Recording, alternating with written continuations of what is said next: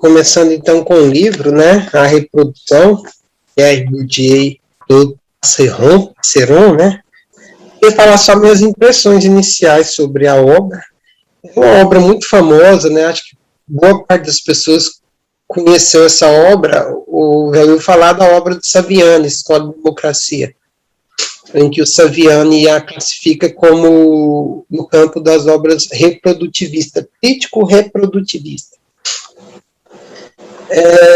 Um professor na universidade que faleceu, e ele falava justamente a obra do Saviani, quando o Saviani ia colocando, a obra Escola Novista, tal corrente tradicional, e Bourdieu é crítico reprodutivista, e no final das contas, a única pedagogia que presta é a minha, né? Ele ficava ironizando o Saviani. Saviani fala tudo, onde que prestava era de Saviani, né? Existe uma discussão na faculdade, quando algumas pessoas que estudavam Bourdieu negavam esse rótulo de reprodutivista, porque eles se apegavam em outras obras posteriores do Bourdieu, inclusive são obras que vão estar depois do levante ali na universidade de 67 a 68 na França, e em outros lugares, né, que levou Bourdieu mesmo a repensar esse papel de reprodutivismo do sistema de ensino. Então, mas por essa obra que só a gente pode ter uma ideia, aqui da obra, essa obra, não do Bourdieu enquanto totalidade, né, já que em outras obras posteriores dele, inclusive tem um texto dele que é muito lido nos grupos aí da faculdade, que é escrito sobre educação, em que ele, eu não vou dizer que revê, né, mas ele aprofunda algumas análises que ele faz neste livro aqui. Então, situando, eu não sei vocês, mas eu estou com uma edição aqui, uma tradução portuguesa, e até comparei com a do Renato, entre um e outro parágrafo aqui, o meu livro tinha quase uma página a mais, eu não entendi até agora por que disso. E eu achei, assim, tão formal, achei um livro, assim, muito mal escrito, são parágrafos muito grandes, parágrafo que dá mais de uma página, então, assim, você está no meio do parágrafo, você tem que parar, procura um ponto ali para você parar e tentar ver o que o cara escreveu até aquele momento, para depois continuar. Então, muita repetição dos termos também, eu não sei se é a tradução, depois vocês vão dizer também, muita repetição de termo, repetitivo demais. Basicamente isso. Então, achei esse um livro de difícil compreensão, não porque é um livro, assim, aquela questão da teoria, assim, né, quando o cara escreve 4, 5 linhas e você não consegue compreender, porque é uma teoria muito profunda. Mas eu achei que, assim, não que eu tenha compreendido tudo também, muitas coisas aqui que ele eu não compreendi, mas eu penso que a forma como ele escreveu o livro, essas repetições, com esses parágrafos muito extensos, eu não sei se isso é problema de tradução, tanto a tradução portuguesa e a portuguesa brasileira, mas isso dificulta um pouco, na minha opinião, compreender o que ele está dizendo. Essas repetições também. Assim, uma parte negativa. Agora, ainda não entrando também, mas fazendo uma análise da obra em si, eu li até a parte que a gente tinha estabelecido, eu compreendo, assim, acho muito interessante o que ele se propôs a fazer, o que o próprio título do livro diz, né, elementos para uma teoria do sistema de ensino. Vale lembrar que ele está pensando em um sistema de ensino francês, até a década de 60, e eu achei ele muito corajoso, porque até essa época, a maioria dos autores, tanto liberais como progressistas, depositavam na escola uma confiança no poder da escola de socializar os conteúdos e o conhecimento produzido pela humanidade. Não sei se ele foi um dos primeiros, mas eu penso que é uma das primeiras análises críticas da escola, ainda que seja reprodutivista. Mas a primeira análise que fala, opa, peraí, a escola não é isso aí que vocês estão pensando, não. Ele está escrevendo aqui basicamente para o progressista, né? marxista, de esquerda ali, que via essa escola como esse papel. Então, peraí, a gente tem que pensar o que a escola está se prestando, o que esse sistema educacional francês, aonde que ele vai. Então, a escola não é essas mil maravilhas, não. Então, eu encerro aqui, depois eu volto nos comentários adiante aí. Falar minha impressão inicial do livro, então. Então, essa exposição inicial do Regis, né, do Renato Regis, então, me esclareceu algumas questões, né, que eu tive na leitura do livro. Realmente tive uma certa dificuldade, principalmente com o capítulo 1, né, do livro 2, que é onde ele vai ser bem específico com relação ao sistema educacional francês. E como eu não conhecia, exatamente, aliás, não cheguei a ter, assim, muito, bem claro como é que funcionava, né, assim, os níveis. Como a gente tem aqui no Brasil, eu fui com esse pensamento, né, ensino fundamental, ensino médio, ensino superior, e tem uma certa diferença. Então, algumas coisas que ele fala lá, e que eu ainda tive uma certa dificuldade de entender, tive que procurar fora do livro. Agora, a primeira parte do livro 1, né, que foi, para mim, a parte mais... que teve mais importância para mim no momento, né, que tem um impacto. Inclusive, acho que eu coloquei lá no grupo, e ele me respondeu algumas questões, né, que eu já tinha. Que eu tinha da época que eu comecei a trabalhar, né? E então ficou muito nítido para mim o início da minha carreira, né? Então eu me lembrei de uma cena que foi assim, que me marcou muito a minha carreira, né? Que foi a primeira vez que eu cheguei na escola. Eu estava fazendo a faculdade ainda, aí alguém diz, olha, você pode já começar a dar aula, né? A Prefeitura de Goiânia já aceita, quem é aluno, e eu fui, e realmente teve isso. E aí eu cheguei na escola, era uma escola noturna aqui no Parque Amazônia, e o diretor me recebeu, eu com o papel, com o memorando lá da secretaria, e chamou a coordenadora e disse, aqui o professor novo veio para substituir a vaga, né, aliás, que estava lá, estava faltando professor, e ele todo tranquilo, e ela olhou para mim, né, a coordenadora olhou assim para mim, e de cara me fez uma avaliação, né, e fez um veredito, né, falou, não, ele não serve para essa vaga. Só olhando para mim, ele disse que ele não dá conta de dominar os nossos alunos. Então, isso aí me impactou bastante, né? Porque eu estava, naquele momento, chegando com uma ideia de libertação, até de revolução. Para mim, a educação, né, mesmo não a educação escolar, né, mas a educação de maneira geral, principalmente história, que era a minha área, eu imaginava que era uma coisa assim, quase que mágica, né? E quando ela me disse, né, que não, você não serve porque você não dá conta, pela minha cara, né, pela minha cara ela disse, não serve para não dar conta de dominar os alunos, né, então essa palavra me impactou muito, né, dominar os alunos, então eu fiquei pensando cá comigo. Aí o diretor entrou mesmo, não, pode deixar, tentando resolver, né, eu ensino a ele, pode deixar que eu ensino ele como dominar os alunos e tudo. Então, mas isso impactou o início da minha carreira, e durante muito tempo eu fiquei meio perdido nessa dicotomia, né, eu com essa expectativa libertadora, porque a educação para mim tinha sido isso, eu ainda frequentava a igreja, né, mas a expectativa, então, que a escola tinha com relação a mim era esse, né? Era de dominar alunos, controlar eles. E eu fiquei durante muito tempo sem entender o porquê disso, né? E o porquê dessa minha dificuldade de dominar os alunos, porque eu tive realmente quase desisti em algum momento.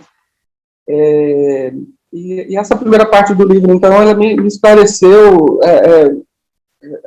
assim, esse mecanismo, né? Essa coisa da escola enquanto esse sistema de ensino que está ali para inculcar, né, essa palavra que ele usou bastante aqui, inculcar, e ele usou o termo também arbitrário, né, a arbitrariedade do conhecimento, aquela coisa que é imposta, né, de uma classe sobre outra, né, então, o que a escola espera do professor e do aluno é justamente essa, né? Quer dizer, reproduzir aquele sistema, não questionar esse sistema, nem lutar contra ele. Na verdade, a escola está ali a serviço dessa imposição, né? E é lógico, ainda teve outra questão que foi o fato de que dentro da sala de aula o meu impacto também foi com relação aos alunos. Eu descobri que, na verdade, eles não queriam ser libertos, não queriam autonomia, não queriam revolução, não queriam nada, né? Tinham sido já convencidos, né? Já, por exemplo, a turma da quinta série, né, que são alunos de 12 anos, aproximadamente, já tinham sido convencidos de que eu estava ali para colocar eles na linha, né, para colocar eles para obedecer aquele sistema, mais o horário de ir para o banheiro, de beber água, de ir para o recreio, e calar a boca, e copiar, enfim. Então, assim, essa primeira parte do livro me impactou nesse sentido, que aí trouxe, né, bem claro para mim o sentido original, né, da escola dentro do sistema capitalista, né, dentro desse sistema de classes, né, que é o de inculcar nas classes inferiores, entre aspas, né, os valores dessa classe que está no poder, que eu estaria, então, ali a serviço disso, estaria, então, ali como um instrumento dessa inculcação, dessa arbitrariedade, dessa violência simbólica, né, que é o termo que... E, bom, esse esclarecimento que o Renato deu também, né, me deixou mais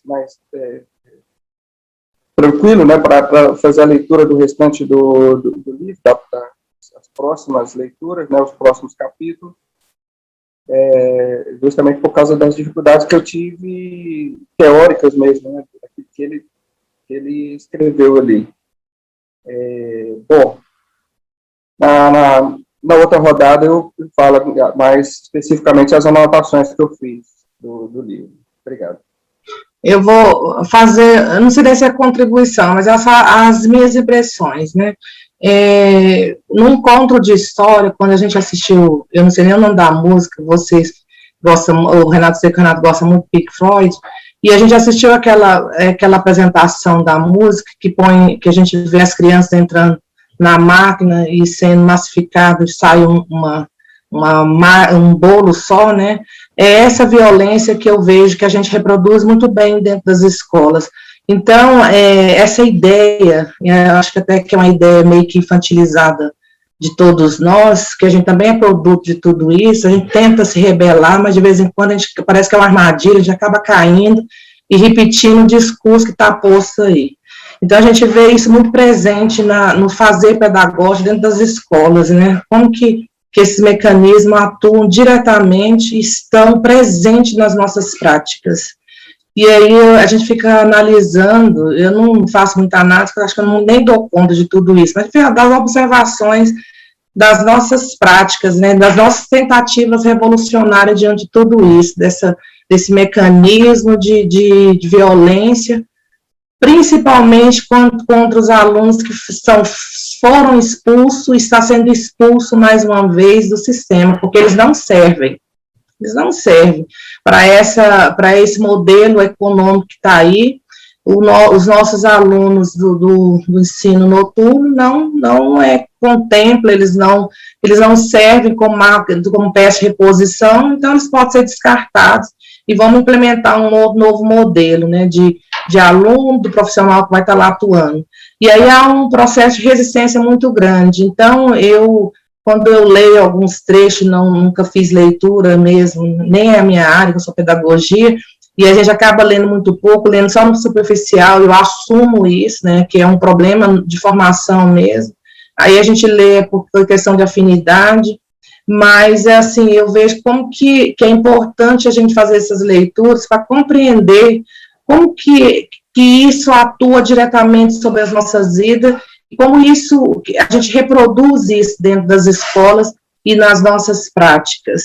E aí eu vejo, assim, há um discurso todo articulado, há uma organização do sistema para que tudo isso seja manipulado de forma direta ou indireta por nós, né, para que isso se legitime. E a gente fica, às vezes, falando, ontem eu vi muitas falas, né, de que tem que fechar mesmo, não rende, não tem sucesso, desperdício de profissional atuando nesse local, enquanto que o diurno está sem professor. Então, assim, e a gente deveria, né, enquanto profissional da educação, a gente entender todo esse mecanismo e se rebelar, e, no entanto, a gente fica legitimando o discurso que está posto aí. Pessoal, bom dia. Então, gente, eu já comentei algumas vezes com o Régio Boss, que a gente se encontra sempre, né, da dificuldade dessa leitura. Talvez tenha sido o livro, eu não vou dizer o mais difícil, né, mas a forma de escrita, né, a forma de expor enunciados e os espólios, que eles chamam, escólios, é a palavra nova que eu incorporei no vocabulário, é bem complexo, bem difícil, né? Então, assim, acho que foi só depois de uns 15 dias, e lendo e relendo, indo e voltando, que com alguma coisa começou realmente a fazer sentido. Né? Se você não caminha na leitura, a intervenção da Rosângela que eu pude ouvir na íntegra, é isso mesmo, Rosângela, que você está falando, né? Faça a leitura, não é fácil, mas vale a pena. Que a hora que você começa a desvelar, né, como ocorre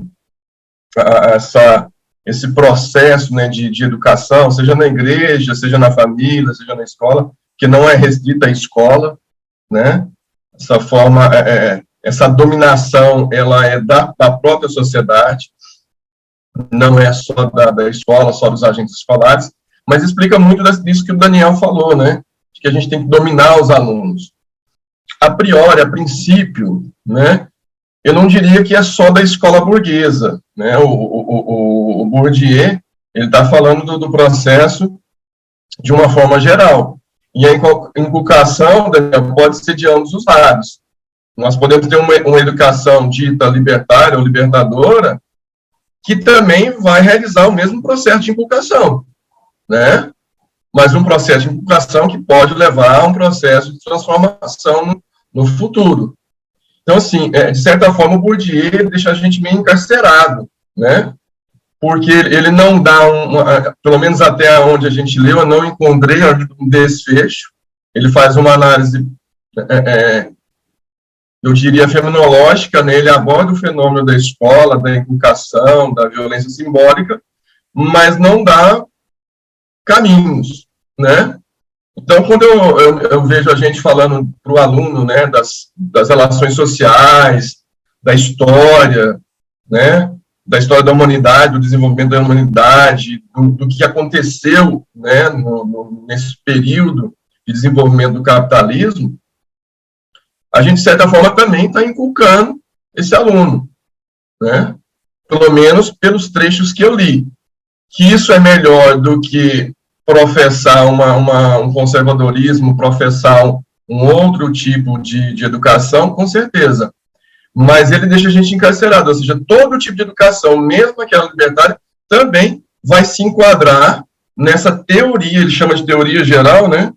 Uma teoria do sistema de ensino, que funciona com essas premissas de violência simbólica, de inculcação, né? De autoridade, de legitimidade do ensino. Para mim, o termo inculcação, quando ele fala de inculcação, ele está sempre falando de ensino-aprendizagem. Se eu estiver errado, vocês me façam essa ressalva, por favor. Mas sempre que ele coloca a inculcação dos alunos, a inculcação das pessoas, é o produto de um processo de ensino-aprendizagem, que pode ser libertário ou não. O que ele identificou nas pesquisas dele, né, que não é, né, que leva os nossos alunos, os nossos jovens, desde aquela época, e talvez mais agora com o avanço da internet, né, cada vez mais eles alienados de todo o processo que acontece, né? Mas quanto mais a gente não tem consciência disso, eu acho que isso é importante frisar, quando a gente não tem consciência que a gente está inculcando, que a gente está ensinando, né, o aluno e não está abrindo os olhos para eles verem a realidade, tanto mais pior a educação que a gente acaba realizando, né? Quando a Rosângela fala aí que de uma forma geral não querem a AJA, de uma forma geral querem acabar, que não faz sentido colocar tantos profissionais, né, para executar, é também uma forma do sistema, né, aí é o sistema de educação agindo, né, para inculcar nas pessoas, para inculcar nos professores, que é isso mesmo. E se a gente aceitar, é isso que vai acabar acontecendo, né? Então, isso faz parte desse processo mesmo de reprodução. E é melhor que os nossos alunos não aprendam sobre a verdade, não aprendam sobre a realidade, né? É melhor que eles continuem do jeito que eles estão. Que eles estão aí fazendo parte do exército de reserva do capital. Enfim, nesse primeiro momento, né? E eu só questiono do Bourdieu a princípio, queria ter podido ver os críticos dele, ver se tem algum vídeo, mas eu também não consegui ver nada assim, mais aprofundado de crítica ao Bourdieu, mas até o ponto que eu consegui ler e compreender, eu me sinto aprisionado, né? Parece que tudo que a gente faz na escola redunda na reprodução, que a gente não está avançando. E isso é assustador. Era isso para o momento. Eu tenho algumas considerações sobre essas partes todas que vocês falaram. Aí, sobre essa questão que o Maurício acabou de falar, o Paulo Freire, ele coloca bem clara a questão de que tudo que a gente faz na escola realmente não tem nada isento, né? Não sei bem a palavra que ele usou, já esqueci a palavra aqui agora, mas não tem nada que a gente faça dentro da escola que tem uma isenção. A gente sempre está... É neutro, a neutralidade, é exatamente isso. A gente não é neutro, a gente sempre assume uma posição.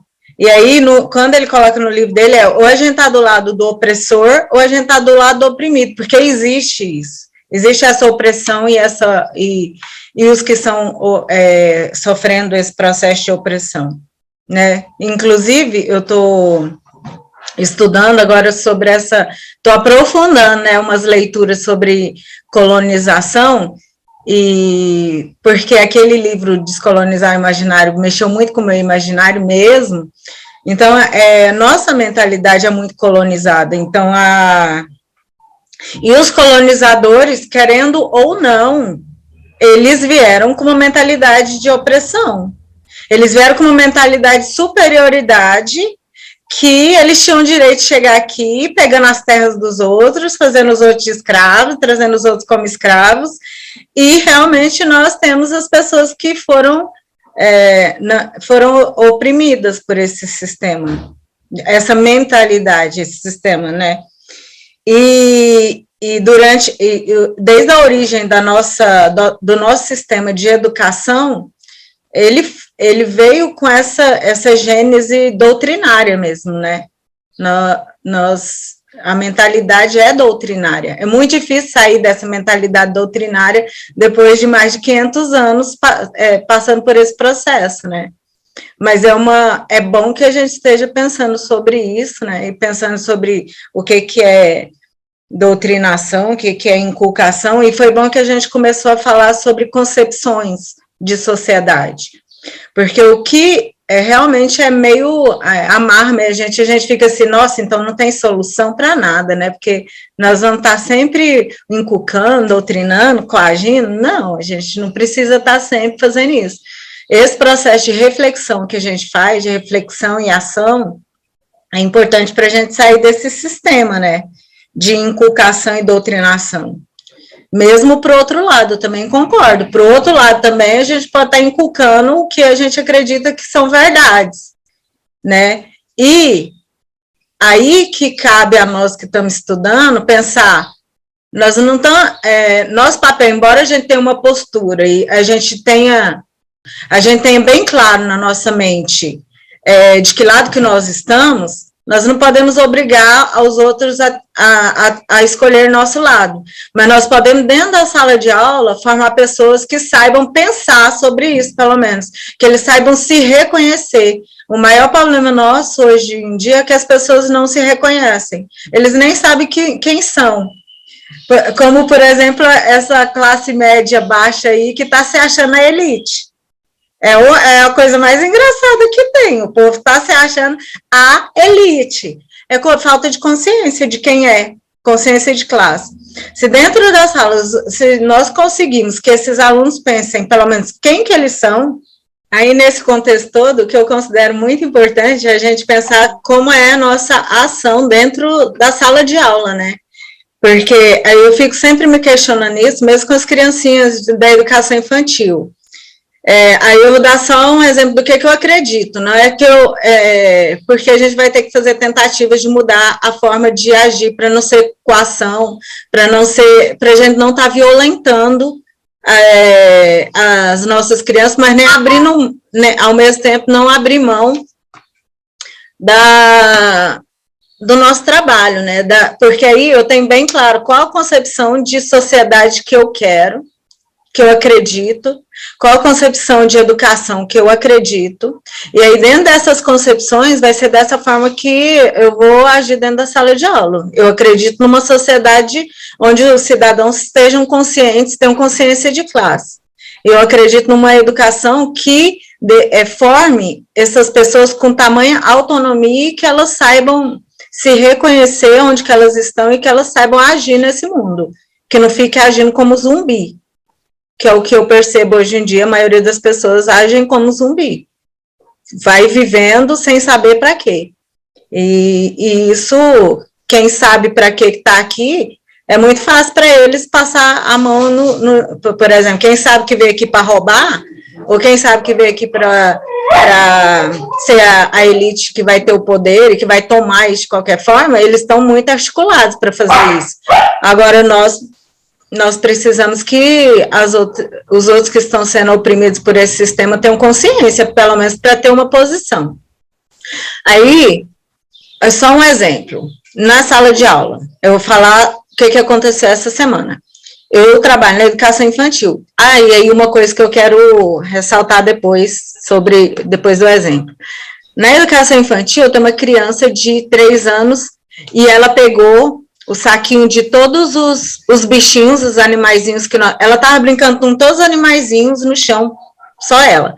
Aí um coleguinha quis um animalzinho, ela não quis, ela pegou todos os animaizinhos, colocou dentro do saco imediatamente e segurou o saco e ficou segurando assim, ó, que ela não queria dar um animalzinho. Aí eu podia muito simplesmente falar, Daniel, Miguel, Daniel e Miguel, eles são irmãos. Miguel, dá esse animalzinho pro menino agora. Só que aí eu pensei, a primeira coisa que eu pensei foi isso, e a segunda coisa que eu pensei foi, vai ser muito fácil ele só dar um animalzinho, tem que fazer ele pensar.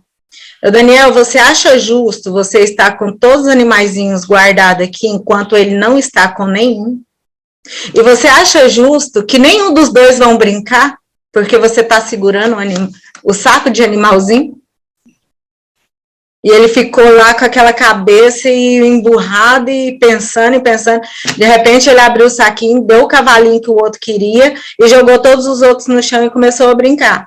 Porque nem ele nem o outro estavam se divertindo com o negócio, porque ele queria tudo para ele. Então, às vezes a gente precisa parar dentro da sala de aula e pensar que vai demorar mais tempo. Não foi rápido esse processo, tá? Eu estou falando aqui rápido, mas não é rápido, não. Que vai demorar mais tempo, porque é muito mais rápido eu falar 10 cavalinhos para o menino logo, que eu estou mandando. Mas demora muito mais tempo eu fazer ele pensar sobre as ações e ter consciência do que ele está fazendo. Né, do que ele está fazendo para ele e do que ele está fazendo para o outro. Essa parte é mais difícil. E aí uma preocupação que nós temos muito grande na educação infantil é porque nós estudamos muito sobre isso, né, sobre essa construção da autonomia das crianças. E aí a gente sempre fica preocupado quando eles fazem 4, 5 anos. Ai, meu Deus, mas eles vão para a escola. E aí eles vão chegar na escola e eles não vão poder fazer as coisas e pensar sobre isso. Vai ter professor que vai estar falando, menino faz isso, menino faz aquilo, agora pega o caderno, agora copia isso, agora, entendeu? E é muito complicado. É importante a gente pensar sobre essas concepções que demoram mais tempo, mas que a gente precisa começar a refletir e agir diferente. Então, bom dia a todos aí, que eu não pude dar bom dia no início. Rosângela, prazer te conhecer, seja bem-vinda. Eu sou o Renato Borges. Então, eu acho que já foi comentado, Renato, Daniel, Maurício, vocês falaram um pouquinho aí da dificuldade, né, da leitura aí, sobretudo aí das 50, 60 primeiras páginas, né? De fato, é bem confuso. Se a gente ficasse só no escólio, né, talvez seria um pouco mais fácil essa compreensão, porque aqui é um lugar onde ele explica mesmo, de fato, que, né, onde ele amarra as ideias, né. Mas, assim, eu também tive essa impressão, eu falo para os colegas, né, de que, ao ler essa obra, de fato, parece que, bom, agora não restou mais nada, né. Quer dizer, a escola mesmo é uma ferramenta de reprodução, a escola mesmo está a serviço, né, do pensamento dominante, e aí isso pode mudar também, de acordo, né, com o tempo histórico aí, mas não há muito o que se fazer quando a gente pensa no macro, né, a impressão é essa, né, eu me lembro que eu já tinha lido um capítulo, um pedaço, um fragmento desse texto na graduação, mas mais no sentido, assim, daquela coisa de, olha, professor, você precisa fazer diferença na escola, o professor Daniel lembrou bem aí o início da carreira dele, né, você precisa ser agradável aos alunos, né, você precisa controlá-los ali, mas com amor, né, com ternura, você precisa chamar a atenção, suas aulas têm que ser criativas, etc, né. Mas, ao mesmo tempo, essa obra traz algumas reflexões importantes, né. Eu acredito na escola, né. Quando a gente vê que a obra o subtítulo é Elementos para uma Teoria do Sistema de Ensino, né. Então, nós já fizemos várias críticas e fazemos constantemente sobre a forma e a maneira como a escola é organizada, seja ela pública ou privada, né? Quer dizer, ela sempre tem um referencial maior, né? Você tem um processo de hierarquia, e aqui eu acho, assim, muito interessante essa hierarquização que existe dentro da escola, a ação pedagógica, a autoridade pedagógica, né, o trabalho pedagógico, a autoridade escolar, sistema de ensino, né? Então, esse processo de hierarquização, no sentido onde tem alguém que pensa e alguém que executa, isso de fato é um equívoco, e eu acredito que essa talvez seja a grande crítica do autor, né? E é bom a gente sempre lembrar que fala-se do sistema francês de ensino de um determinado tempo. É claro que isso ainda respinga ainda na atualidade, né? O presente, ele é também muito do espelho, né, do que ocorreu no passado. Mas eu também cheguei, assim, a algumas conclusões, lógico, preliminares, né? E aqui eu vou me dar o direito de fazer uma análise aqui. O Maurício lembrou, né, a respeito de ver outras pessoas, né, comentando, e é interessante, mas aqui a gente pode, então, se dar o direito de errar também ao analisar. Eu não vou chegar ao ponto de dizer que Bourdieu e Passeron se equivocaram, mas vou me dar o direito também de dizer, de concordar com eles e dizer que podemos fazer outras coisas para além disso, né? Quer dizer, eu não sei se ele mudou depois a forma de pensar, porque isso aqui é uma obra, ele analisou uma coisa. Isso aqui não é uma obra propositiva, né? Bom, a crítica é essa e a proposta para mudar é essa. Eu acho que esse não é o objetivo. E, de fato, a gente não vai encontrar isso daqui, né? O que nós vamos fazer para que a escola não seja reprodutiva. Mas eu acredito em algumas coisas. Por exemplo, né? Esse exemplo que você trouxe, Eliane, é fantástico, né? Porque talvez, se fosse eu ou outro professor, de fato, partiria do princípio que aquela criança, primeiramente, não conseguiria absorver essa fala esse exemplo que você trouxe, né? De mostrar com palavras, né, as outras possibilidades que ela poderia ter. Então, isso é revolucionário, né? É ensinar. E aí, eu fico assim naquela coisa, pô, não existem verdades para a gente trabalhar dentro de escola? Pô, existe. Existem algumas coisas que são importantes, né, para o processo de formação da criança, do jovem, do adolescente. E quem vai saber decidir isso é o professor, num primeiro momento. Agora, quando você fala, os colegas lembram que a opção que nós fizemos de começar pela concepção de sociedade foi importante, e aí eu concordo plenamente, porque é mesmo, porque essas verdades que nós vamos escolher para ensinar dentro da escola é que vai determinar se a escola se colocará numa posição de reprodutiva, de reproduzir a sociedade, ou não. E aí o Maurício lembra também, de forma fantástica, né, Maurício? Eu posso inculcar por um lado e posso inculcar por outro. Agora, é claro, a escola vai ter que fazer essa opção quando vai construir o currículo, o projeto político-pedagógico, o que nós vamos fazer, né? Agora, o que nos resta a entender é que essa inculcação, ou esse ensinar, qual será o resultado disso, né, na ponta? Quer dizer, se a gente parte do princípio em que a gente precisa, de fato, gerar nos jovens, por exemplo, de que eles precisam ser protagonistas, de que eles precisam construir um projeto de vida, né, do jeito que está posto, pensando na individualização do sujeito, ao meu ver, é equivocado, segundo aquilo que nós estamos estudando aqui, percebe? Quer dizer, então, quanto mais colegas tiverem essa concepção, e eu sei que muitos têm, mas a Rosângela lembra também uma forma fantástica, porque o trabalho nos engole, nos consome, né? Nos priva dessa possibilidade de pensar, não porque nós queremos, mas porque é a vida, é a realidade concreta, né? Ou seja, quanto mais pessoas tiverem essa concepção, não é que nós faremos uma revolução dentro do sistema. A questão é que nós iremos trabalhar dentro de uma escola, e aí eu falei lá no início que, de fato, é difícil pensar uma escola coletivamente que não seja reprodutiva, mas individualmente, ou as escolas, comunidades, né, a gente pode sim oferecer outras possibilidades para além dessa que é reprodutiva.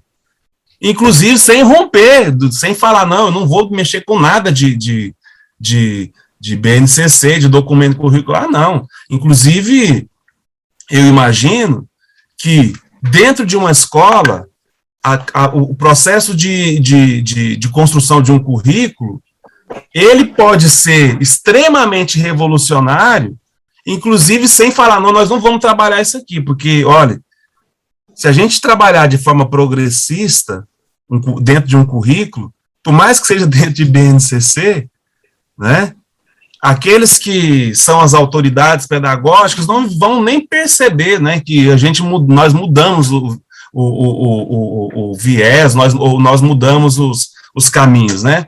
Eu até comentei isso com o Renato, eu tenho convicção de que o ensino progressista, ele vai alcançar resultados, esse não é o objetivo, mas resultados quantitativos muito melhores do que esse ensino, não vou chamar nem de tradicional, mas esse ensino, de fato, né, ou estão nos tentando, nos obrigando a colocar isso em prática, né. Então, assim, em suma, eu finalizo aqui a minha parte falando o seguinte: a leitura desse texto é importantíssima para a gente saber que a escola por si só, ela não transforma as pessoas, que a escola por si só, ela não vai transformar a humanidade, a sociedade, não. Sobretudo, a escola é inserida dentro de um sistema, pura e simplesmente, um sistema de ensino, sem nenhuma reflexão por parte daqueles que trabalham a escola, trabalham na escola, né? Então, o livro tem esse lado de nos deixar mais desanimados, né? Me fugiu a palavra, mas, por outro lado, também, abre essas outras possibilidades, a gente falar, bom, os autores estão falando de um ensino tradicional francês, né? E aí o Saviano até lembrou alguma vez na Escola de Democracia que esse ensino tradicional, em muitas situações, ele é mais democrático do que esse modelo que nos apresenta, que já esteve no passado, que agora volta novamente, né? De colocar o aluno como protagonista, tudo tem parte do aluno, o aluno decide, a sala de aula é invertida, o professor é só ali, eu não sei nem o nome, mas é isso, galera. Então, eu deixo para a próxima rodada. Muito obrigado aí pela atenção de vocês. Só para complementar aqui, pelo que eu percebo, o livro tira a gente da ilusão, né? Da ilusão e do otimismo cego, né? Não dá para ter ilusão e nem ficar otimista cegamente. Vamos cair na real. Qual a pílula aí que você vai escolher para... Exatamente, Aline. Porque senão a gente fica até esperando até o sistema de ensino nos ajudar, não é? Porque, por exemplo, a gente escuta muito, Eliane, e todos os colegas aqui que são professores. Ah, mas eu estou fazendo uma coisa, mas nem recebi formação, eu não tenho capacidade para fazer isso aqui, que não tenha mesmo, que não faça, né? Enfim, mas que a gente não peça para ter formação para aprender, mexer com algumas coisas, né? Porque aí seria o fim da picada mesmo, né? Exatamente, concordo plenamente. Então, voltando a uma segunda fala, não sei se eu vou ter tempo de uma terceira, como diria o Roberto Carlos, né, são tantas emoções aqui, e eu comecei a falar primeiro, assim, é muito gratificante estar com vocês aqui. A Eliane falou uma vez e eu concordo plenamente, a gente sai daqui depois que termina com prazer. É muito diferente quando a gente sai de uma reunião pedagógica, que a gente fica, cara, nossa, terrível. Assim, a gente sempre traz algumas coisas para falar, né, mas assim, todo mundo vai falando e você vai mudando o que você ia falar, né. Igual o Renatão terminou de falar, essa questão aí de não ter a formação, né, a gente costuma dizer na escola lá que se esse povo da secretaria, vocês não atrapalhar, eles já ajudam, né, inclusive eu estou chamando um apoio, não é de apoio, é de encosto, né, porque é um encosto na vida da gente, diria nem existir, não serve, não sei nem para que serve, tá falando pro Renato, toda essa estrutura aí serve para quê? Para nada vezes nada, não precisamos de nada disso, mas a gente trabalha na nossa mente que a gente precisa, né, da formação, tudo, né? Isso aí tá dentro do Bourdieu. Essa questão da gente ver que tem uma linha ali de transmissão que a gente necessita. Os colegas têm falado, Maurício, inculcação. Uma das primeiras vezes que eu falei esse termo, na época eu estava até discutindo com o Antônio Gonçalves, a gente escreveu um pequeno livro, e o Antônio falava muito disso, foi uma das primeiras pessoas que eu vi falar muito desse termo inculcação. Eu não sei se é o Bourdieu que traz esse termo, Enfim, mas eu queria socializar com vocês um livro que eu tenho aqui, Educação Libertária. São vários autores anarquistas escrevendo. E o que mais me chamou a atenção aqui, nesse texto, foi um cara chamado Ricardo Mella, não sei se é assim que fala. E ele coloca justamente isso, da liberdade do ensino, na questão da inculcação. Tem um trecho que ele fala: em termos claros e precisos, a escola não pode ser nem republicana, nem maçônica, nem socialista, nem anarquista, da mesma forma que não pode e não deve ser religiosa. É muito diferente explicar ideias religiosas e ensinar um dogma religioso. Expor ideias políticas e ensinar democracia, socialismo ou anarquia. É necessário explicar tudo, mas não impor coisa alguma, por mais certa ou justa que pareça. E é só a este preço que a independência intelectual será efetivada. E no final aqui ele faz uma parte também que eu sempre gosto de citar, que ele diz: um punhado de crianças feitas por sua própria iniciativa é uma conquista maior do que ganhar milhares delas para determinadas ideias. Então, eu me peguei essa semana, por exemplo, quando eu estava explicando para os alunos sobre essa questão do sufrágio universal e de que todo mundo no Brasil pode votar, até analfabeto, mas que analfabeto não pode se eleger. E um aluno perguntou, do 9º ano, e como é que o Bolsonaro ganhou a eleição, então? Aí eu falei, não, analfabeto não pode, mas retardado pode. E muitos riram, né? E depois eu voltei e falei, gente, desculpa, né, uma opinião minha, tal, por mais que o Bolsonaro seja esse lixo que a gente tem que tomar cuidado, às vezes, né, para levar os termos, né? Você falar isso de uma hora para outra simples e seco, fica parecendo que eu estou querendo impor uma determinada ideia sem fazer uma discussão. Então, se eu quero chamar o Bolsonaro de retardado, de que seja, é bom incluir num contexto e explicar, e não colocar frases feitas para ter um determinado efeito dentro da sala de aula, né, que carece, né, de uma explicação maior. Então, assim, aí sim, essa questão da inculcação que o Maurício colocou, né, que eu fico me perguntando, assim, né, qual a legitimidade que a gente tem de passar determinadas ideias. Mas eu entendo que, aí a Eliane coloca a questão do Paulo Freire. A gente tem que tomar um lado, né, mas eu acho que esse limite em tomar um lado e tentar trazer pessoas para o nosso lado que é a questão que a gente tem que preocupar sobre, né, se a gente está doutrinando um aluno, se a gente está trazendo elementos para que esse aluno pense por si mesmo e fala, não, realmente o que eu percebo, o que eu vejo é isso mesmo, tá? E, infelizmente, o que a gente vê, às vezes, em professores de esquerda, libertários, um ensino, assim, antidialético, baseado no verbalismo. Inclusive, o Ricardo Mella fala que verbalismo, que tentar trazer pessoas para um determinado ponto, né? E isso também é o que o sistema faz, né? E aí, tentando voltar agora, concluir a fala mais dentro do livro, o que me entristece muito é como nós, professores, a gente fica à mercê desses mecanismos de reprodução colocados por Bourdieu. De, por exemplo, muitas vezes, né, essa violência cultural, né? Ele sempre fala umas questões, por exemplo, quantas vezes nós reproduzimos a questão estética dentro da escola? O príncipe e a princesa da festa junina, né? Quantas vezes nós reproduzimos o cristianismo dentro da escola? A partilha. E, assim, não é porque a secretaria mandou, nós temos prazer, assim, de reproduzir. Nós nem pensamos, nem passa pela nossa cabeça questionar isso. Aliás, quem questiona isso é tido como doido, desagregador, né?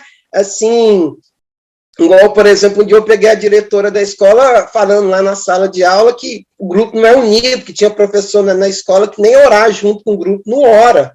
Eu sabia que era para mim, E quando eu entrei na sala, ela estava falando. Então, assim, isso é uma violência simbólica, que é feito não só com nós, como alunos, que eu já vi alunos relatando que professores ameaçou eles porque eles não queriam orar. A questão da bandeira, de cantar hino nacional. Então, assim, são essa questão do patriotismo, da religiosidade, o próprio ensino religioso, são barbaridades cometidas todo dia dentro da escola que a gente não para pensar, né? Não para pensar. Não fazemos uma crítica nem da festa junina, que é uma festa extremamente... não é só católica, mas a gente nem sabe que é uma festa veio lá da Idade Média, que os próprios indígenas aqui também tinham. Então, assim, não busca nem a historicidade para tentar compreender as coisas. Simplesmente reproduzimos de bom grado e não precisa, viu, Maurício? Ninguém bater com chicote nas nossas costas, não. A gente faz assim e, pior de tudo, faz com a nossa cabeça que isso é o certo. A gente está fazendo o certo para o bem do aluno. Então, assim, esse nível de reprodução, que é o que está nesses cursos de deformação da secretaria, e que são aceitos, inclusive cobrados pela gente, é o mais assustador, assim, e o mais deprimente que eu vejo entre nossos colegas e dentro da escola, né? E ai daquele que questiona alguma coisa, né? Como diz o cara lá, num lugar onde todo mundo anda engatilhando, quem ousa ficar de pé, tido como doido. E eu tenho certeza que todos os 6 que estamos aqui, nós somos tidos na nossa escola como doido, chato, enjoado, e aí vai. Então, eu termino aqui, desculpa me exceder. Renato, só queria fazer... Posso, Daniel? Pode sim. Só fazer uma colocação com relação a essa observação que você fez com relação à organização das escolas agora. Eu sou na direção da escola, voltei para a direção. Isso também é uma coisa que é tido por muitos como uma loucura total. Eu estou quase me convencendo disso. Eu acho. Estou quase louca. Então, assim, olha, tem que fazer assim, assim, assado. Então, aí eu fiquei assim, um pouco meio receosa no início, e pensava assim, nossa, eu falo ou não falo? Como é que vai ser? Mas acaba que a formação e a concepção de escola que todos nós temos e defendemos, e que não foi algo que foi imposto, foi escolha, ele é muito mais forte, ele sobrepõe tudo isso. Aí, quando você vê, você está no meio de organização, organizando o coletivo, organizando a comunidade, para reivindicar aquilo que é de direito. E aí, assim, nas minhas últimas reuniões, eu já avisei, já mandei, e já organizei, já marcamos encontro com o secretário e tudo mais.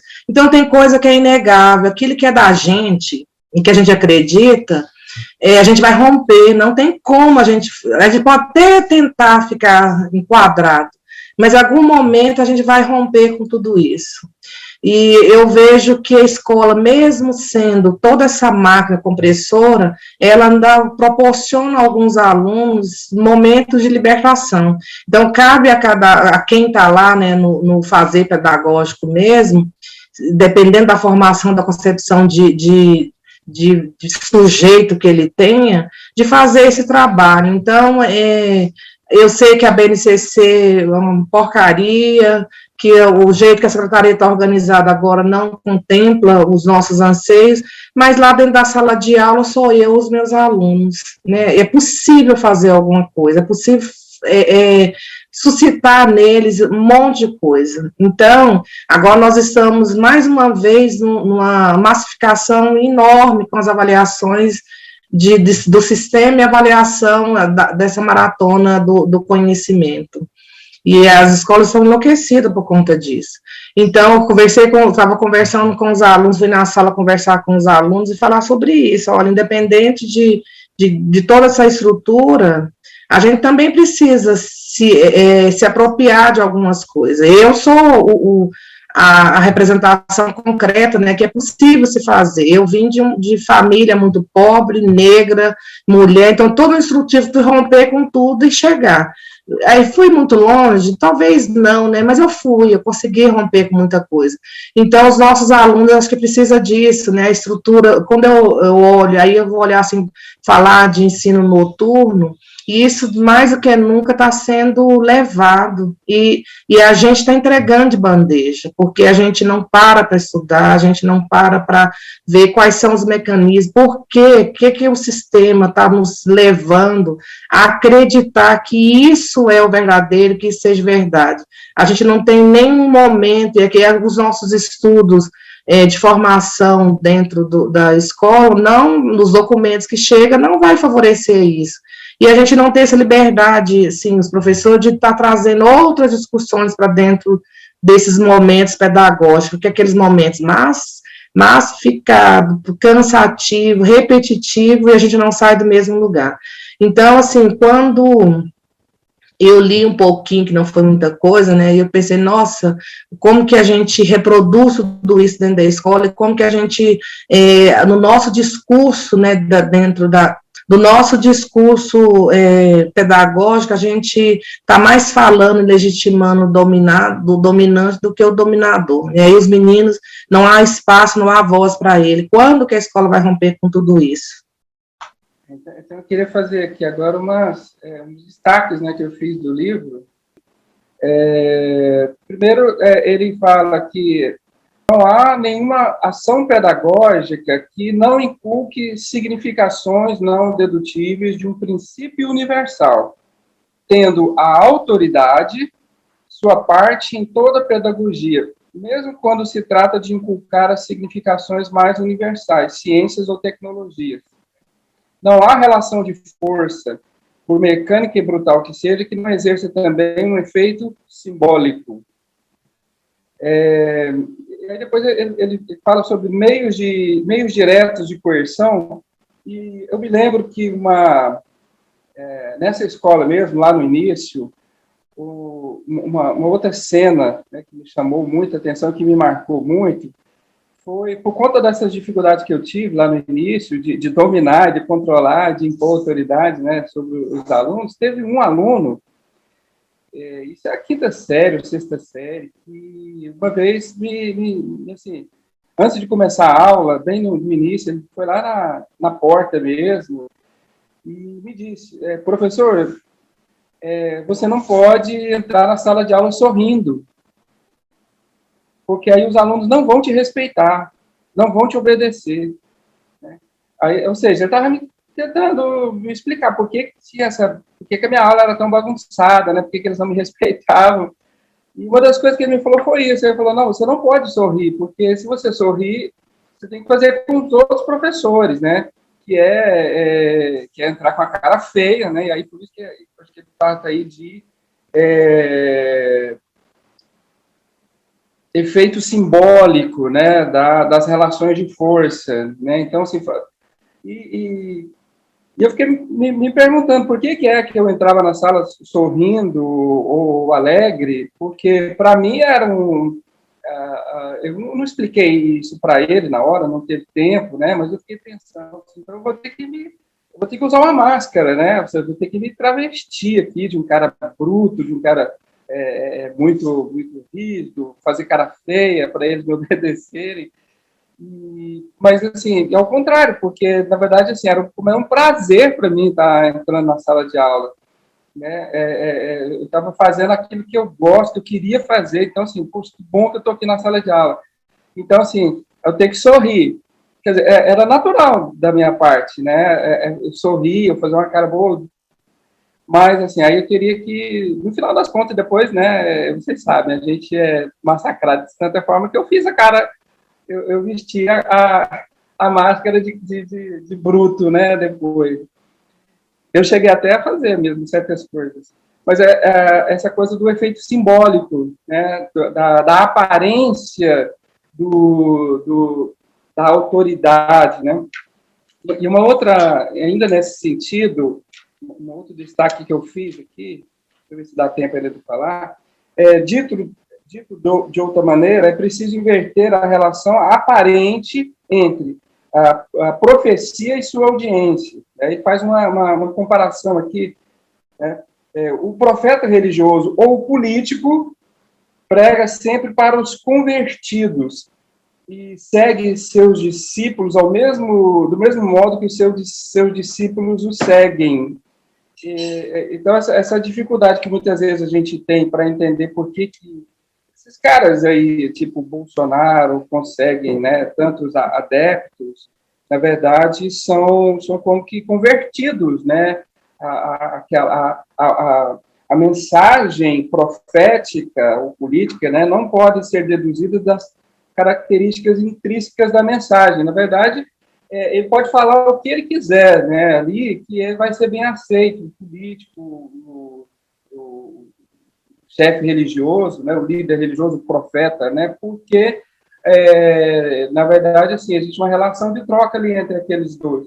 E nós que queremos, nós que temos essa outra expectativa, não, né? Na verdade, assim, nós não temos uma audiência convertida a nós. Então, assim, essa dificuldade que a gente tem, que a gente vê, que eu tive, né? Eu entendi dessa forma, porque, na verdade, eu estou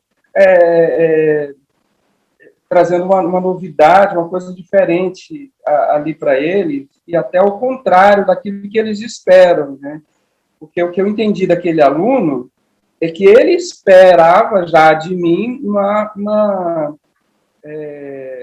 mensagem, um jeito de agir, que ele já tinha aprendido com os outros professores, com os professores do início da carreira da escola dele lá e dos outros, né, da escola. Então, como eu entrava diferente dentro da sala de aula, isso causava um espanto, né, e aí aquela repulsa que ele tinha em relação a mim, ele e os outros, né, e daí essa é a minha dificuldade. Tem mais alguns destaques que eu vou tentar fazer depois, se tiver mais uma rodada, que eu precisaria de um pouco mais de tempo. Então, mas a Rosângela, o Bourdieu, em um determinado momento, eu não localizei aqui no livro, tão rapidamente, mas você é uma sobrevivente, né?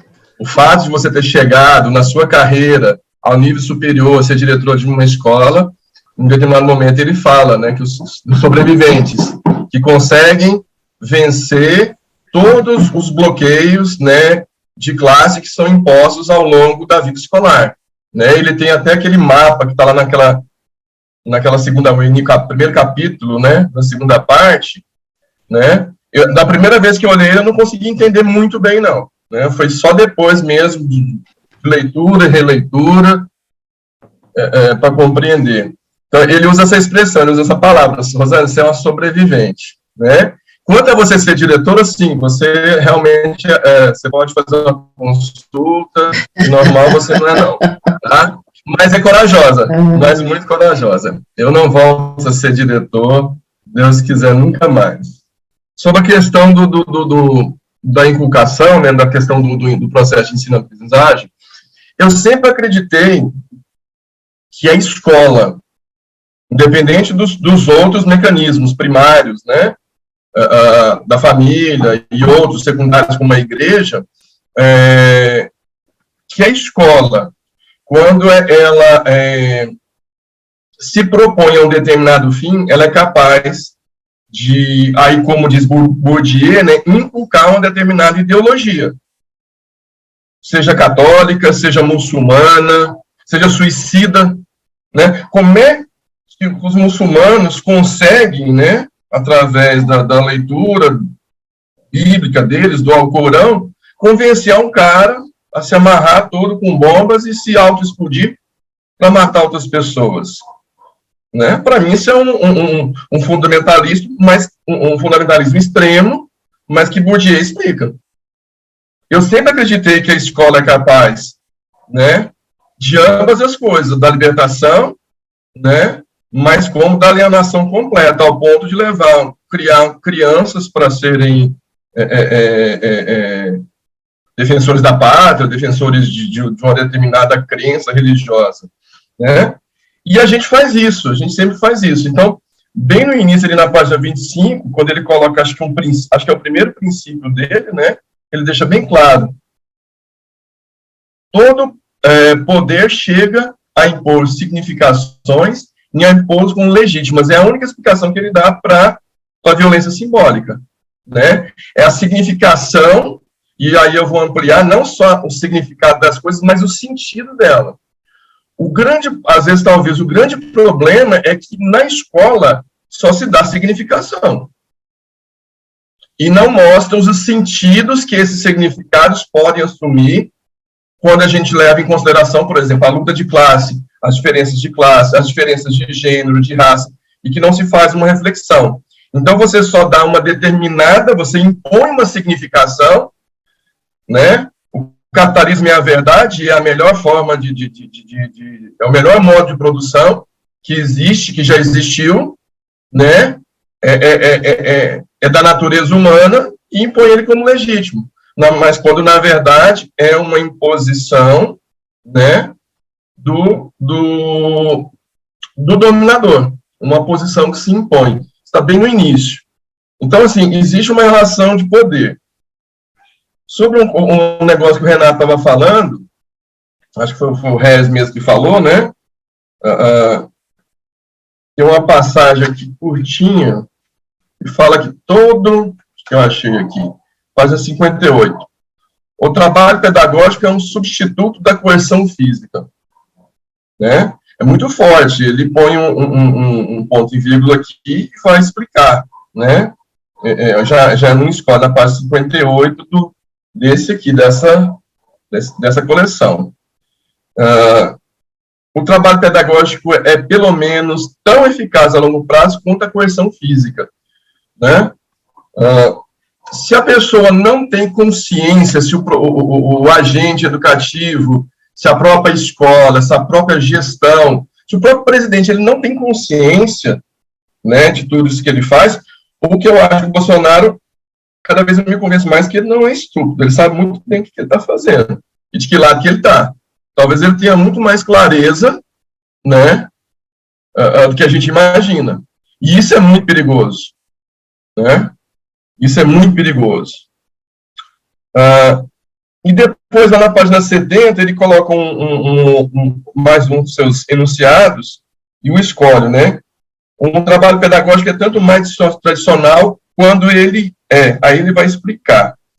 4 linhas abaixo, ele fala assim, ó, o mestre transmite, é o que o Renato Rez estava falando, se não me engano, o mestre transmite inconscientemente, pela conduta exemplar, princípios que ele não domina conscientemente.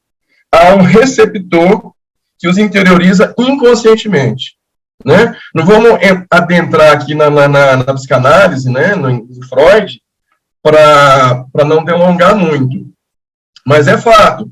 Às vezes a gente não percebe, quando está realizando uma festa junina, né, Regis, que a gente está inculcando um dogma, uma doutrina religiosa.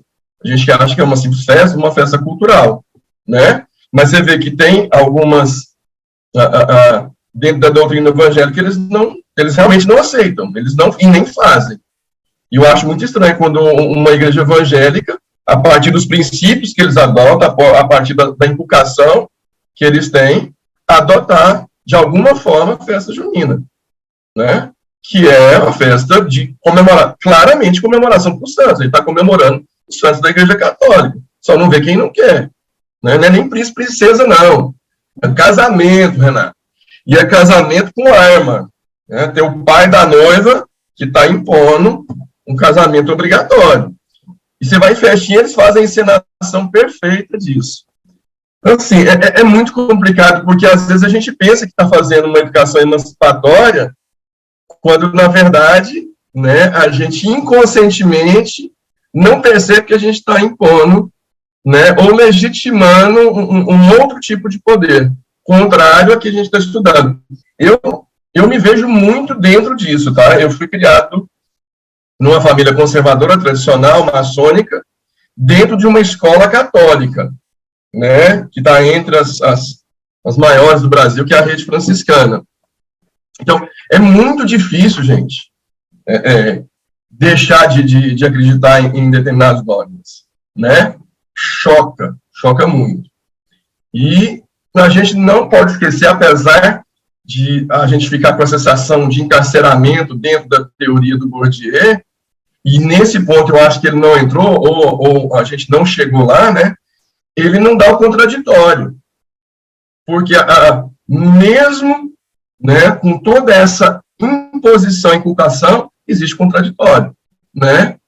Mas isso é muito individualizado, não é coletivo. Né? Para ser coletivo, a gente precisaria que uma porcentagem muito grande da rede estivesse estudando, estivesse se dedicando, fazendo uma formação, mesmo que isso também fosse uma forma de divulgação. Porque não duvide, numa revolução, o pós-evolução, se ele não pôr uma inculcação das ideias, não avança, né? E aí é o risco, o Renato fala, né? O risco do fascismo, porque aí você começa a querer impor uma educação comunista, uma educação libertária, né? Sem tomar os devidos cuidados, né? Sem fazer assumir, né, o seu posicionamento. Mas, assim, o caminho que a gente está seguindo, eu acho que é o mais correto, né? É abrir esse leque de possibilidades para o aluno, mas sem ser eclético, tá, gente? Porque quando a gente cai no ecletismo, a gente acaba na reprodução. E não produzindo novas ideias. A gente tem que ter muito cuidado com isso. Nesse caso, eu creio que a gente vai chegar à conclusão que é necessário, como falou a Eliane, da gente ter um posicionamento. Mesmo que isso pareça ou transmita que nós somos inculcados com o comunismo ou com o socialismo, né, ou com uma educação libertária. Se a gente não posiciona e cai no ecletismo, vira a salada mista, né, e aí cada um vai para o que quer e acaba todo mundo ficando da mesma forma, né. Se der tempo, aí eu concluo, né, na possibilidade de outra fala. Obrigado, gente. Desculpa. Pegando um pouquinho do que o Renato Herz falou lá atrás, que ele falou da questão de passar uma certa ideia, de passar uma ideia certa, sei lá. Aí eu pensei, aí eu voltei, e com o que o Maurício acabou de falar também, aí eu pensei, geralmente eu foco numas coisas, né? Geralmente eu focava no Matrix, no Descolonizar, hoje vou focar no Paulo Freire. Paulo Freire, lá no livro Pedagogia da Autonomia, tem uma parte lá que ele fala que ensinar existe rigorosidade metodológica. E aí ele vai falar sobre essa questão do pensar certo. Aí eu vou ler aqui. Só pode ensinar certo quem pensa certo, mesmo que às vezes pense errado. E uma das condições necessárias a pensar certo é não estarmos demasiado certos de nossas certezas. O professor que pensa certo deixa transparecer aos educandos a beleza de estarmos no mundo e com o mundo como seres históricos, intervindo no mundo e conhecendo. Contudo, o nosso conhecimento do mundo tem historicidade. Então, a questão do pensar certo, que entra essa contradição que o Maurício acabou de falar, da gente dar o espaço para o contraditório, a gente saber que ensinar a pensar certo, a gente vai passar por pensar, mesmo que a gente pense errado algumas vezes, porque isso é um processo, é dialético, não é? Até a ciência, que a gente pode reconhecer a ciência como certa, ela muda as verdades dela, né? Então, o que a gente precisa, que ele fala aqui, é valorizar o conhecimento, conhecer a nossa história, e a gente se conhecer. É muito importante essa parte, muito importante mesmo. É uma parte que os brasileiros, a gente se sente tão perdido no mundo, às vezes, eu acredito bastante, é porque a gente não sabe nem quem a gente é. Um livro que eu estava... Aí eles fizeram aqui no Brasil, fazendo a pesquisa, para as pessoas falarem sobre a árvore genealógica, até onde que eles conseguiam chegar, até onde que a gente consegue chegar na nossa árvore genealógica, não só de saber o nome, mas a história dos nossos, do nosso bisavô, tataravô, A gente não tem muito conhecimento disso. E se você for falar com algumas pessoas, mas a gente geralmente não tem, principalmente nós que somos, viemos dos africanos, nós somos descendentes dos africanos, nossa história foi silenciada, foi cortada. Eu não tenho muito conhecimento de quem são meus antepassados. Os indígenas também não têm muito conhecimento. Nós não temos essa linhagem, nossa história foi cortada, nossa história foi, em certo momento, nossa história foi silenciada. Então, nós precisamos voltar a falar da nossa história, nós precisamos nos conhecer, nós precisamos dessa historicidade para a gente começar a pensar certo e agir certo no mundo. Porque se a gente não se conhece, se a gente não sabe nossa história, se a gente não sabe por que nós estamos nesse mundo, é muito difícil a gente pensar. E principalmente fazer o exercício de pensar certo. Principalmente nós que somos negros e descendentes de indígenas. Foi inculcado na nossa mente que nosso pensar é errado. Que nós somos inferiores. Inclusive, o Renato me passou um livro em que Hegel fala que os africanos provavelmente nunca iam evoluir, porque era da natureza nossa ser inferior. Tem uma frase, não está escrito assim, deixei que eu estou falando, mas é exatamente isso. Nós nunca íamos evoluir porque nossa natureza é ser inferior, a gente não tinha muita capacidade intelectual para pensar. Então, e nós carregamos esse peso histórico, né? Então, é necessário colocar essa historicidade dentro da sala de aula. E uma coisa que a Rosângela falou no finalzinho da fala dela, dar voz para os alunos. Ela falou justamente isso, dar voz para os alunos. Nossos alunos da escola pública, principalmente de onde nós estamos, que é bem periférico, eles não tiveram voz, porque os antepassados deles não tiveram voz, é uma linhagem de gente silenciada. Então, é muito importante isso que a Rosângela falou de dar voz. É isso. Eliane, sobre essa questão da genealogia que você falou, né, que eu sou o branco do grupo, né, Renato? E meu irmão conseguiu traçar a nossa linhagem familiar até a Idade Média. O sobrenome é Pina. Vem de uma região que hoje é Portugal e Espanha, mas se chamava Aragão e o quê, Renato? Daniel, que vocês são uma historiadora, vocês vão saber. É a região de Aragão, né? Não era Espanha e Portugal, ao tempo que ele traçou, de uma região chamada Pines, aí que a portuguesada virou Pina, né? Então o cara saiu de lá, foi para a região de Portugal, aí se tornou Portugal, de Portugal para o Brasil, se não me engano, Rio de Janeiro, no período colonial, para Pirenópolis, que deu origem à família que eu pertenço. E não foi difícil traçar isso, porque o branco tem, né, como diferente do negro, das mulheres principalmente, tem voz, e tem registro, né? Os registros não foram apagados. A pesquisa vai demandar uma pesquisa muito mais, né, profunda e minuciosa para poder conseguir traçar. E ainda corre o risco de chegar ali, tanto no Rio de Janeiro como na Bahia, né, e no Nordeste, e se encerrar por ali. Porque a origem da família de alguém que foi escravizado e que não se tem mais nenhum detalhe, nenhum registro. Né? Salvo se encontrar alguém que fez esse registro depois de chegar no Brasil, que é muito difícil, pouco provável. Né? Mas interessante, é a pura verdade. Isso que eu queria fazer só essa intervenção, né? Porque é a pura verdade. E ver como te fortalece saber sua história. Não é? Isso é um fortalecimento, é uma raiz, é como uma árvore, é uma raiz muito forte. Isso te fortalece. Fortalece, mas envergonha. Não, mas você sabe quem você é, e você sabe suas origens e tudo. Isso é muito fortalecedor. Sim. Mas ao mesmo tempo envergonha. Ainda bem. Eu não sei o nome do meu avô, pai do meu pai. Então, eu sou o exemplo de que a escola brasileira deu certo.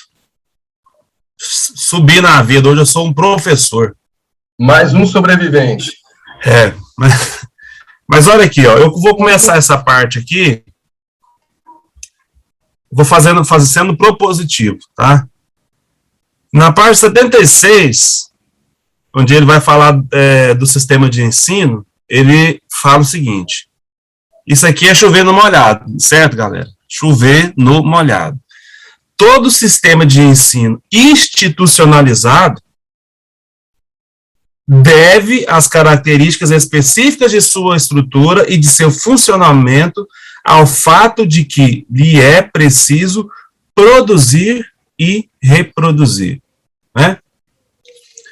Mas aí, a partir de tudo que nós já estudamos até agora, não é produzir ao seu bel prazer. Não é reproduzir ao seu bel prazer. O sistema de ensino está a serviço, faz parte do braço jurídico do capital. Né? Quer dizer, então, o sistema de ensino está a serviço disso.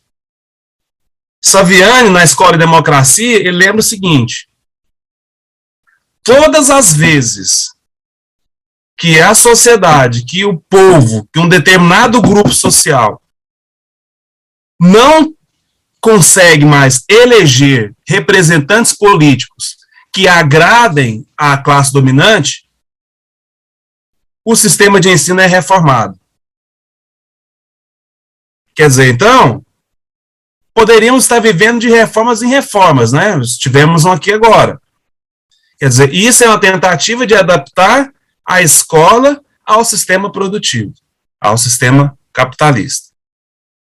Pois bem, dito isso, nós que somos funcionários públicos, né, a gente escuta muito falar sobre isso, né, nós somos funcionários públicos, nós não podemos organizar a escola à revelia, né, nós precisamos seguir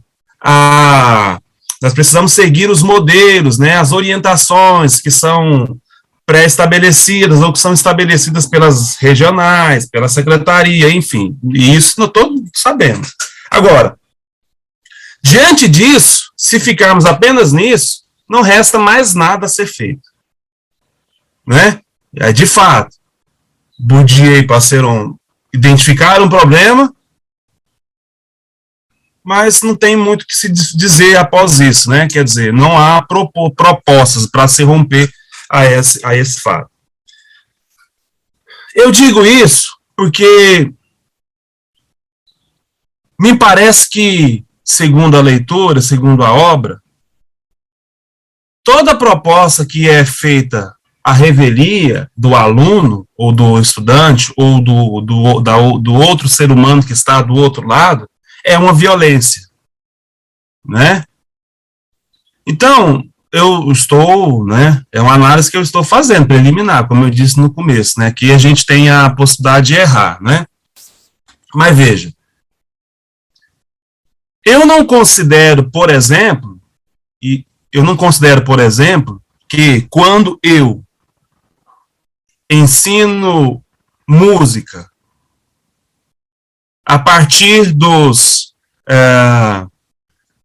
da teoria tradicional e que é europeia, embora ela não tenha surgido na Europa, né, mas foram os europeus que desenvolveram, por exemplo, a escrita, a notação musical, né, eu não considero isso uma violência. Quando eu digo para o aluno que a concepção de música ocidental, ou a concepção de música que nós temos, é a combinação de alguns elementos básicos, como harmonia, melodia e ritmo, eu não considero isso uma violência. Quer dizer, não é um arbitrário cultural da minha parte. É claro, eu preciso saber para onde que eu vou e o que eu estou fazendo com essa linguagem, com essa teoria. E aí eu entendo que o que o Renato diz é importante, porque a gente não pode também se colocar numa postura, por exemplo, de dizer que música boa é Beethoven, que música boa é Johann Sebastian Bach. Não. Opa, né? Por exemplo, Quando Saviani fala em ensinar os clássicos na escola, essa seria uma das funções da escola, os clássicos da música na escola não é exatamente Beethoven, ou Mozart, ou Liszt, ou Brahms, ou Tchaikovsky. O clássico pode ser Luiz Gonzaga. Os clássicos podem ser Legião Urbana, pode ser Tunique e Tinoco, pode ser Tião Carreiro e Pardinho.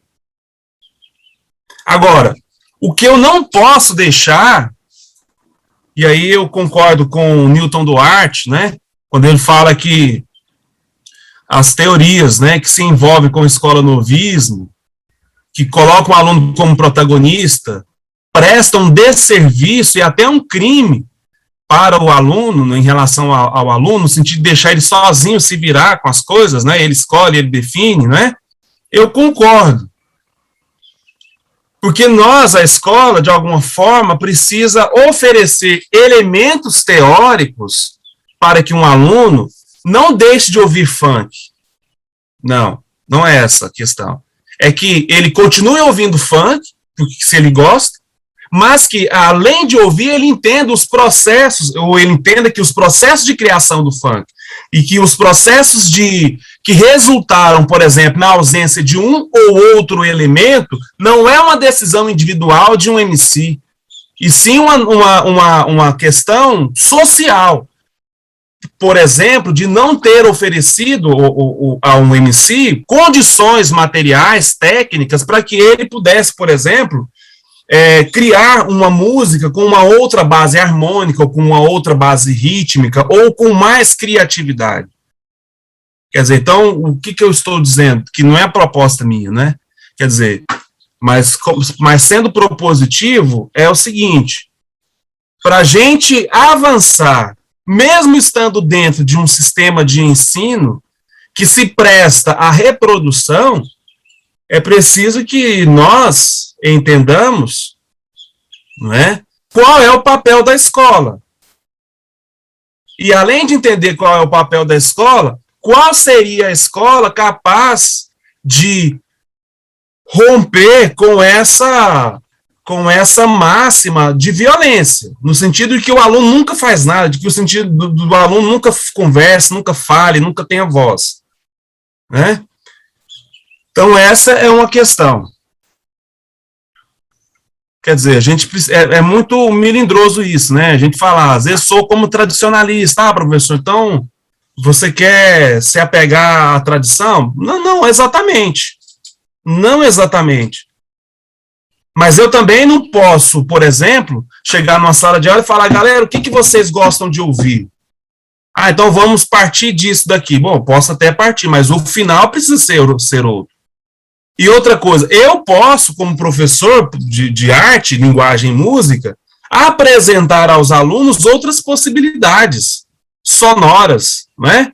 Por exemplo, se eles gostam de funk ou de música sertaneja, posso apresentar para eles um reggae, um baião, um samba, percebe? Eu não vejo isso como violência, eu acho que é o contrário, talvez, aqui pensando na nossa realidade, né? Eu acho que é muito mais violento a gente utilizar-se de uma pseudo-liberdade e dizer, não, vocês têm que ouvir isso mesmo, vocês gostam, né?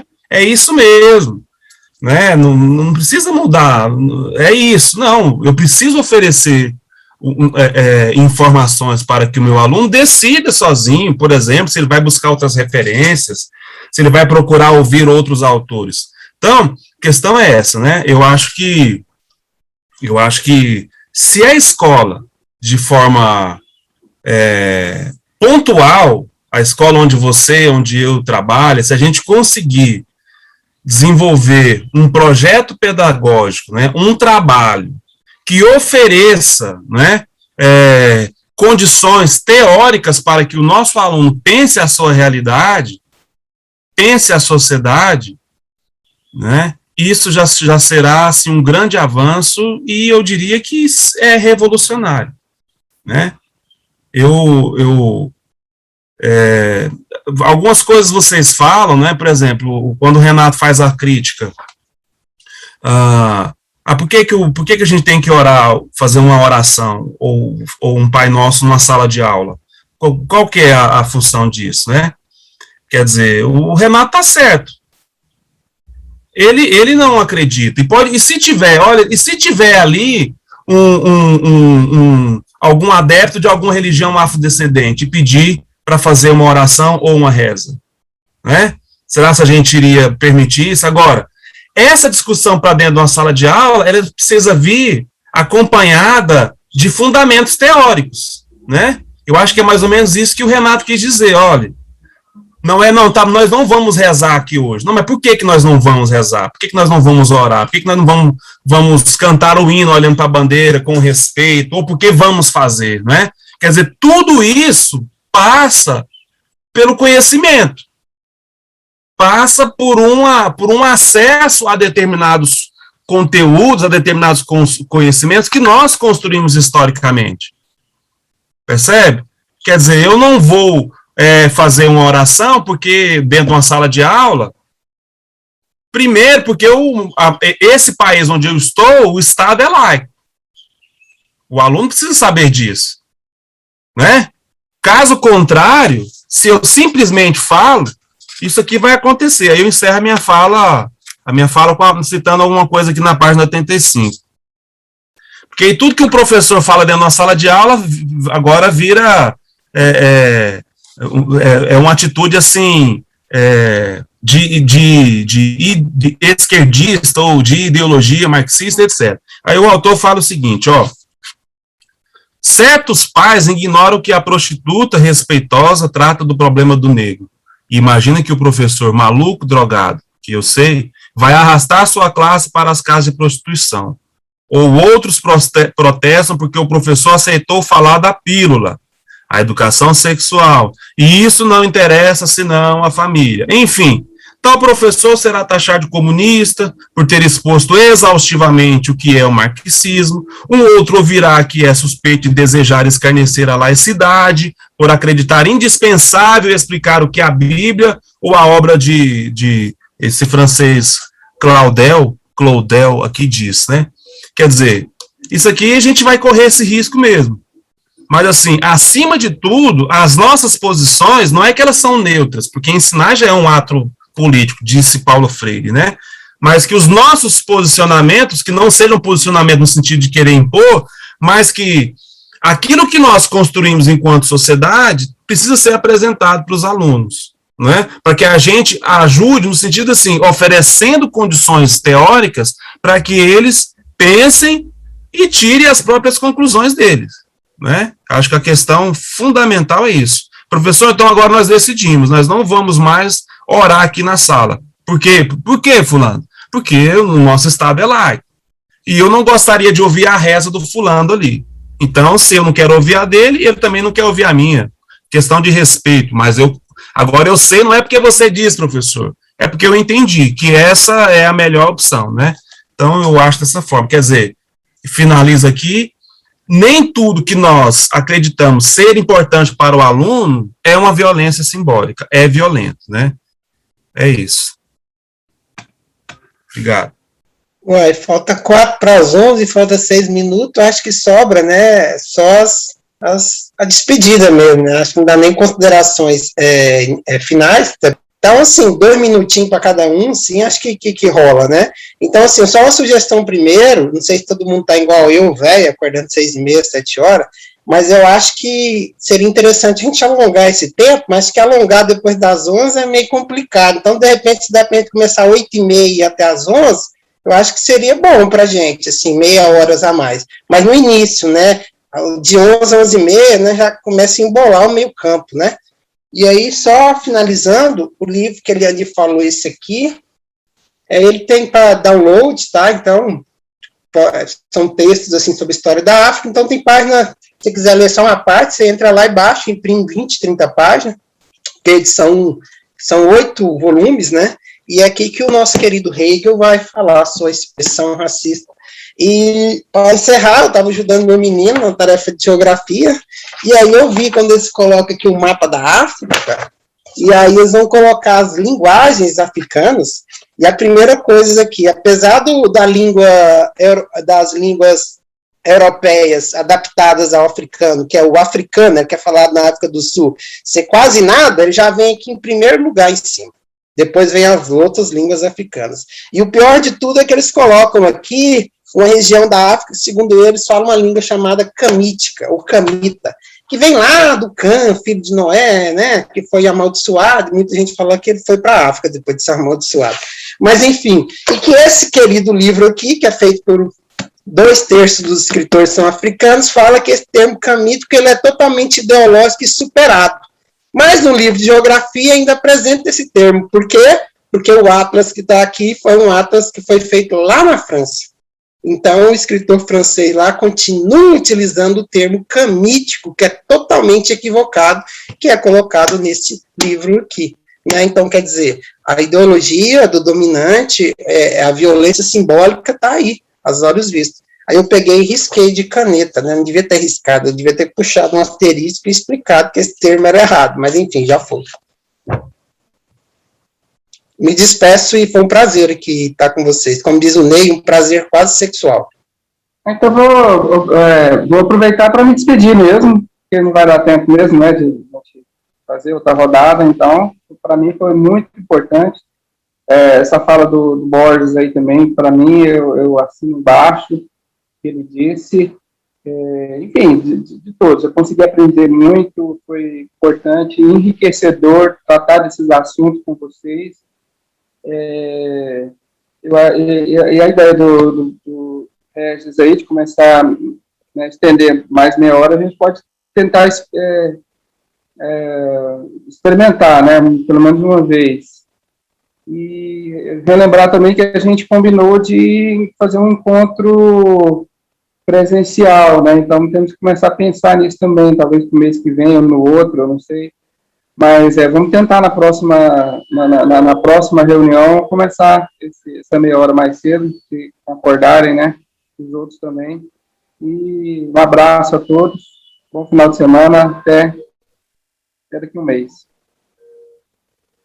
Além disso, Daniel, do encontro presencial, a gente tem que retomar a discussão da live, né? Como é que vai ser feita, confirmar a data e tudo. A gente tem que conversar lá no grupo sobre isso. Né? Aproveito para me despedir de todos e eu quero terminar com uma citação sobre o capital linguístico, lá na página 97. A língua não é apenas um instrumento de comunicação, mas ela fornece, além de um vocabulário mais ou menos rico, um sistema de categorias mais ou menos complexos. De sorte que a aptidão, a decifração e a manipulação de estruturas complexas, quer sejam elas lógicas ou estéticas, depende, em certa parte, da complexidade da língua transmitida pela família, né? Da questão da própria origem, da educação familiar, mas também escolar. O tanto que é importante, e para nós aqui, que eu acho que a maioria da EAJA, né, a questão da ampliação do capital linguístico dos nossos alunos, né, colocando capital entre aspas, né, para não recair. No mais é isso, né, um abraço para todos, concordo na ampliação do tempo, eu acho que é necessário, porque a gente não está conseguindo mais concluir. Nós não estamos conseguindo concluir a nossa reunião, então a gente precisa de mais tempo mesmo, né? Até das 8 às 11, né? A gente repensar isso. Né? Então, por mim, tudo bem. Eu acordo às 5 da manhã. Eu aproveito para despedir de cada um de vocês. Obrigado pela oportunidade. Espero ter contribuído, né? É sempre um grande aprendizado, é um momento de a gente parar para pensar, né, em tudo, estudar e ouvir outras pessoas abordando sobre questões que a gente está tão envolvido que a gente nem se dá conta de como que o sistema está nos atropelando e nos moendo e fazendo coisas horrorosas, né, e com as nossas práticas dentro das escolas. Mas muito obrigada, bom descanso, né,